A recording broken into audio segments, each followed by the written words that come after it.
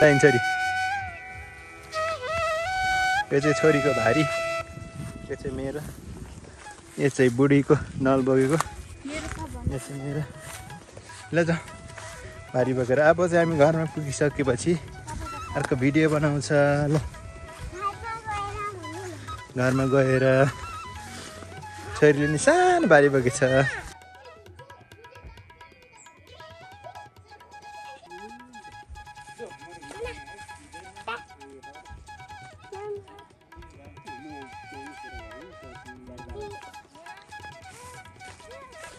ल गाइस आज चाहिँ म घरमा आएको 1 हप्ता भयो अनि म घाँस काट्न जान लागेको घरमा घरको बारीमा के रहेछ यहाँ गोरु हो छोरी गोरु हो यो कसको हो ए यस्तै छ गाउँ तर अहिले भर्खर घाम लाग्यो भएर अलि राम्रो देखिन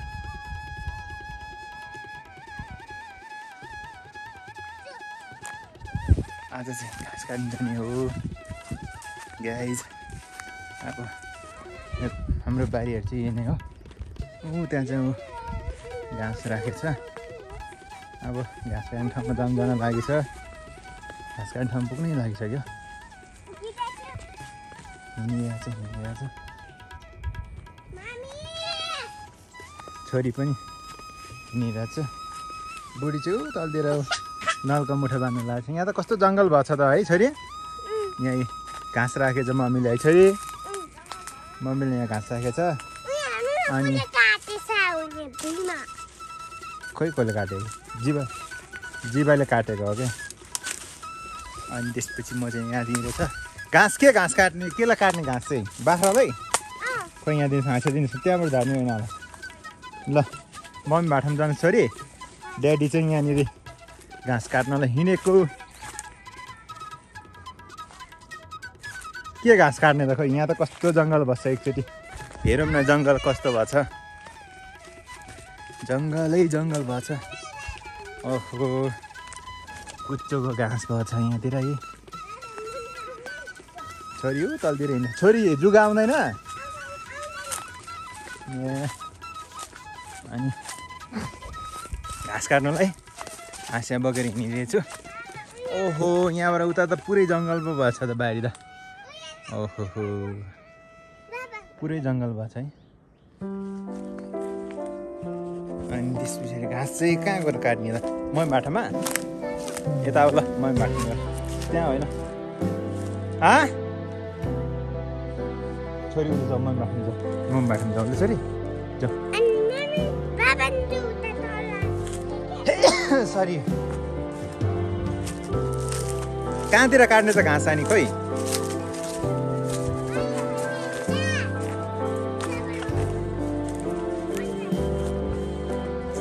छोरी चाहिँ किन जानु मम्मीसँग साथी गर्न नि त्यहाँ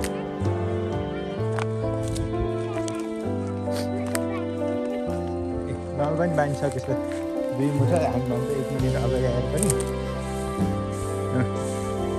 गाइस ल हामीले चाहिँ यहाँ बारीतिर छ बारी त पुरै जङ्गल भएको छ हौ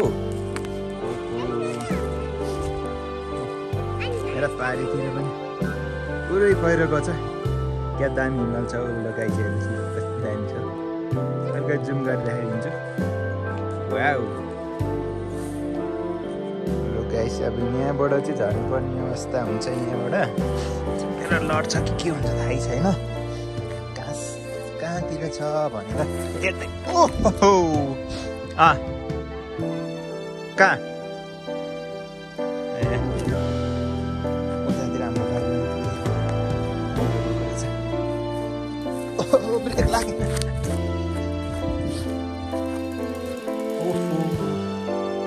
यहाँ त पुरै पो बाहिर गइसक्यो त ए बारी त के भएको त यहाँ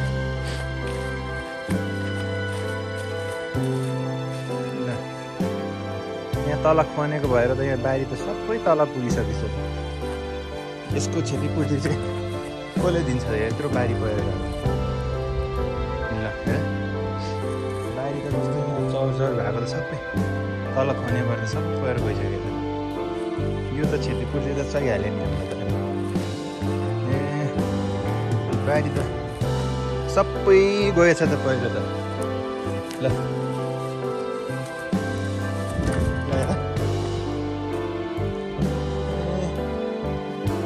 कत्रो ठुलो पहिरो गएछ त बारी त आधी नै लगिसकेको छ त है कस्तो राम्रो बाहिर तल खनेको बाटो तल चाहिँ चौर बनाएछ तल यो चौर बनायो भने चाहिँ यो बारी त सबै पहिरो गएछ यो बारी थियो यहाँबाट सिधै यतासम्म केही छैन त अहिले सबै पहिरो गएछ यसको त क्षतिपूर्ति चाहिहाल्यो नि त हामीलाई ल सबै अब जङ्गल भएछ अब यहाँ आएर कसरी खेती लगाउनु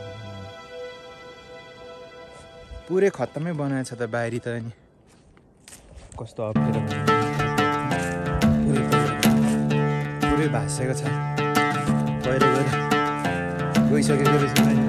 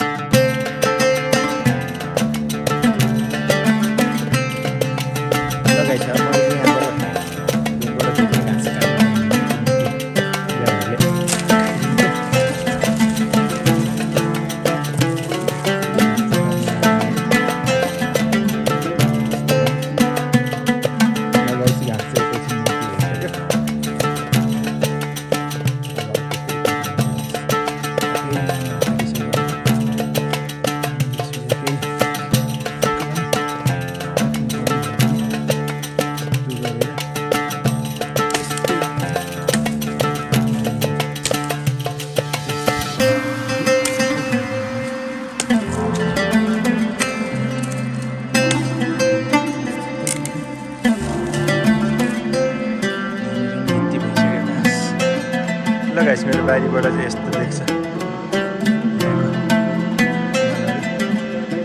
बारीपट्टि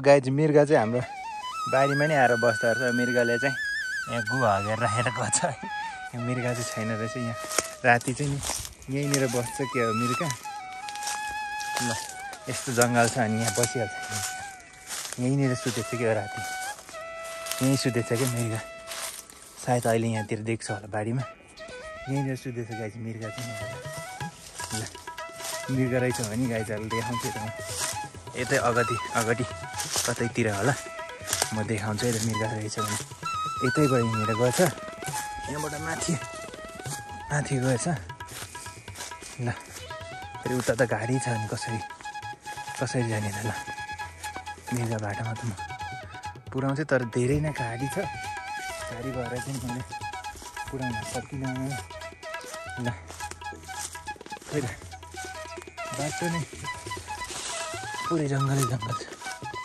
ल मैले चाहिँ यहाँनिर कुच्चो रोपेको थिएँ बारीभरि यहाँहरू खेती नहुने भएर कुच्चो चाहिँ यसपालि चाहिँ राम्रै भएछ अरूको गाईबस्तु पनि घाँस आएर खाइने रहेछ त्यसैले चाहिँ राम्रै भएको रहेछ कि जङ्गलै भएछ त बारी त पुरै छैन त मृग पहिला हामी सानो हुँदाखेरि मृग चाहिँ यहाँनिर अस्कारै हुन्थ्यो क्या यहाँनिर बसेको हुन्थ्यो अहिले चाहिँ मृगको गुबाइकहरू केही पनि छैन पहिलो र गुबाइकहरू केही पनि छैन रहेछ म चाहिँ यहाँ मिर्गा भेट्छ कि भनेर खोज्नलाई आएको। ल यहाँतिर त तल त यतिमा मात्रै रहेछ त कुचो त यो गरममा छैन छ। यो गरममा पनि रोपेको थियो, यो गरममा त एउटै भएन रहेछ, के भएन कि थाहा भएन। ल हेर्नुहोस् ल यहाँबाट ऊ माथि देखिने चाहिँ सुनहानी स्कुलदेखि पनि देखिँदो रहेछ।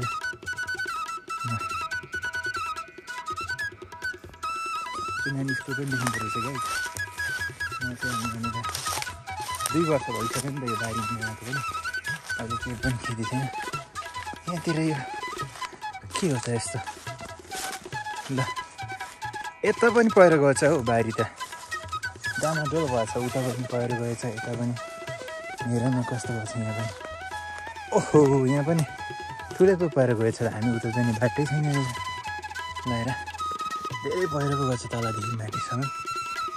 ल यहाँबाट त अलिअलि हाम्रो घर अलिअलि देख्नु खोज्दो रहेछ, तर क्यामेरामा नदेख्दो रहेछ। म यहाँ बारीमा घाँस काट्न आएको, तर आज बारीमा 2 वर्षपछि आएको भएर चाहिँ बारीमा हेर्न मन लागेर चाहिँ हिँडिरहेको छ। अब घाँस काटिसकेपछि है एउटा भिडियो बनाउँछु। ल हेर्नुहोस् गाइस, कुचो चाहिँ राम्रै हुने रहेछ यहाँनिर। तपाईँहरूको पनि यस्तो सेब्जिलो बारी छ भने चाहिँ कुचो लगाइदिनु होला, खाली नछोड्नु होला। कुचो एकदमै काम लाग्ने हो घर बढार्नु। ल हेर फेरि यहाँनिर फेरि मिर्गाको गुबु कुल्चे छ हौ भर्खरै मैले फेरि यहाँनिर। ल यहीँ बस्दो रहेछ नि मिर्गा। गु मात्रै भेट्छ, मिर्गा भेट्दैन। यसो भिडियोमा ल्याउनु पऱ्यो भनेको नि मिर्गै भेटिनँ क्या। ल यस्तो जङ्गल भइसकेको छ। ल गाइस कस्तो दामी फुल फुलेको छ।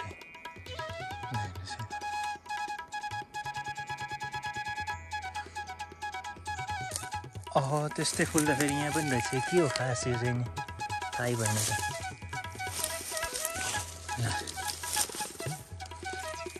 खास यो के रहेछ? यो त पहिला अलैँचीको जस्तो छ फेरि। एउटा टिभी हेर्छ त के रहेछ? सायद यो यसको जडीबुटी हुन्छ भने जस्तो लाग्यो थियो। ल यसको त गेर दाना दाना पनि झर्दो रहेछ। फुल त दामी छ त लगाइस्। फुल चाहिँ क्या रातो कि कस्तो दामी छ नि फुल त। यसकै औषधि हो क्या यो गेडा चाहिँ मसिनो कुच्याएर खोकी लागेको बेला खायो भने चाहिँ निको हुन्छ भन्थ्यो, तर अहिलेसम्म प्रयोग चाहिँ गरेको छैन। खाने चाहिँ कसरी हो? कुच्याएरै भने जस्तो लागेको थियो। पकाएर खाने हो कि नपकाएर खाने त्यो चाहिँ थाहा भएन। दामी छ नि फुल त। बारीमा यस्तो फुलहरू फुल्दो रहेछ कि गाई चाहिँ। ल कुचो चाहिँ राम्रो भएछ, तर 2 वर्ष अगाडि रोपेको अलैँची चाहिँ सबै मरेर नै सकेको छैन रहेछ। अनि गाई यहाँ चाहिँ यहाँ कौलोको बोक्रो छ कि यो कौलोको रुख हो। यो कौलोको बोक्रा चाहिँ धेरै चिजमा काम लाग्छ। यो रुखमा च्याउ पनि फल्छ। च्याउ फलेर च्याउ पनि खान मिल्छ यो रुखको फलेको। अनि यसको यो बोक्रा चाहिँ तासेर लगेर सुकाएर मसिनो पिसेर अनि सिस्नीमा हालेर खाने कस्तो मिठो हुन्छ। अनि त्यसपछि प्लस अर्को एउटा के कुरा हुन्छ, एउटा त्यो अगरबत्ती धुप बनाउँछ नि, ह्यान्डमेड अगरबत्ती धुप बनाउने। त्यसमा चाहिँ कोइला अनि यसको बोक्राको पिठो अनि धुप अनि हातबाट बनाउनु मिल्छ। त्यो चाहिँ घरमा बस्ने मान्छेहरूको लागि चाहिँ एकदमै काम लाग्छ। घरमा प्रयोग गर्नको लागि चाहिँ यहाँ पनि रहेछ फुल चाहिँ गाई छ। यस्तो बारी चाहिँ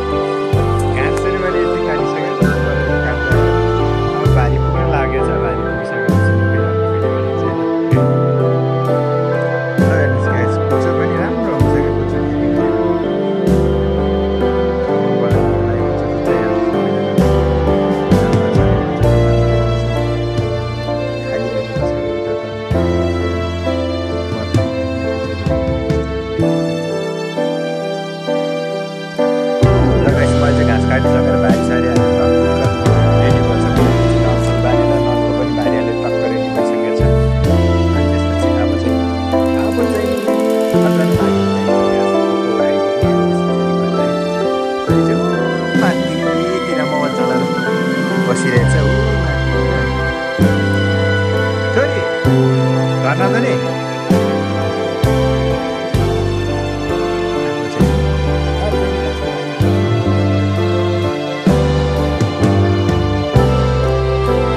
घाँसको भारी पनि बोकिसकेँ मैले यहाँनिर घाँसको भारी बोकेर भिडियो बनाइरहेको छु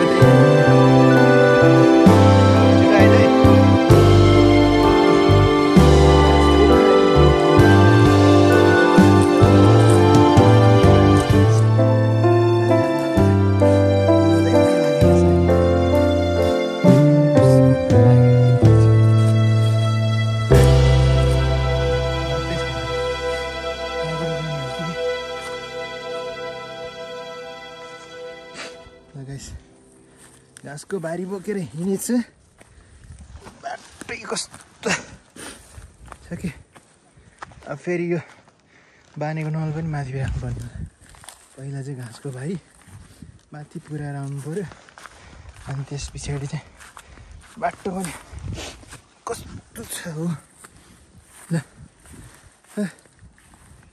त्यतिर हिँड्नु पऱ्यो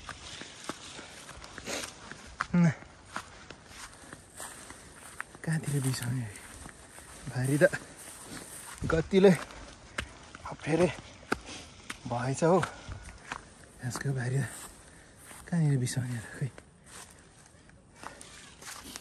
यहीँनिर बिसाउने भारी त कतिले भएछ त ल गाइस हामी चाहिँ घर पुग्न लाग्यो घाँसको भारी पनि बोकेर लिएर आएछ ल हेर सानो सानो बच्चाहरूले घाँसको भारी बोकेको ल घर पनि पुग्नु लाग्यो घर चाहिँ ठ्याक्कै